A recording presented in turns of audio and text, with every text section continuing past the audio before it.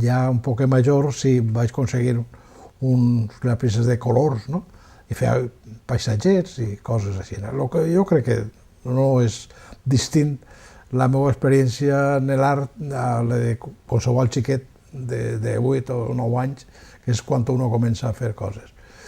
Teníem un professor, Vicente Sellés, me recordo, en la primària, aquí en el poble, que dibuixava molt bé. I ell va ser un poc el principi d'aquesta inclinació, prestar un poc d'atenció a la imatge, no?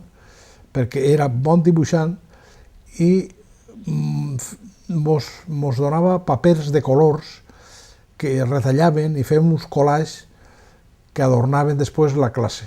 No? Això sí que me va colpir en aquell moment, no? Utilitzar, retallant trossos de color i fem dibuixos més o menys abstractes, ens deixava llibertat i després apegaven i anaven adornant la classe per una banda. I això va influir, jo penso que molt, en la meva atenció respecte a la pintura i a l'escultura i a lo que és el dibuix i tot això. Res formal, no? Però ja després en el col·legi en Alacant, en els maristes, que em va portar mon pare als maristes, sí que dibuixava en la pissarra el que m'ocorria i era admirat per tots els companys de lo bé que dibuixava.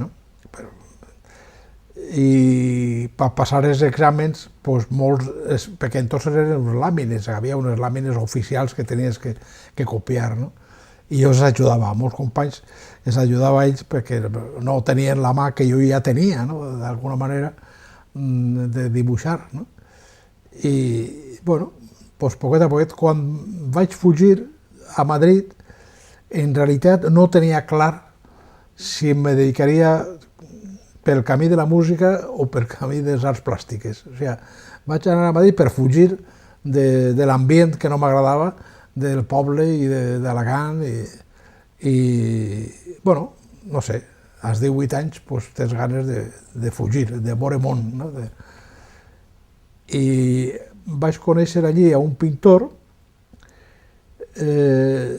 Luis Mosquera, que era primera medalla de la Nacional, en fi, molt clàssic, que me va aconsellar el que jo no sabia, que hi havia una escola superior de Belles Arts, que era una carrera que s'estudiava, que eren 5 anys, estava el Círcul de Belles Arts on podia matricular-me, el Museu del Prado, que sí que coneixia naturalment, i visitava molt, els diumenges sobretot, que era gratis, i anava i passava hores allí mirant els quadres, i ahí ja se va sedimentar un poc que era per aquest camí de les arts plàstiques per on volia anar.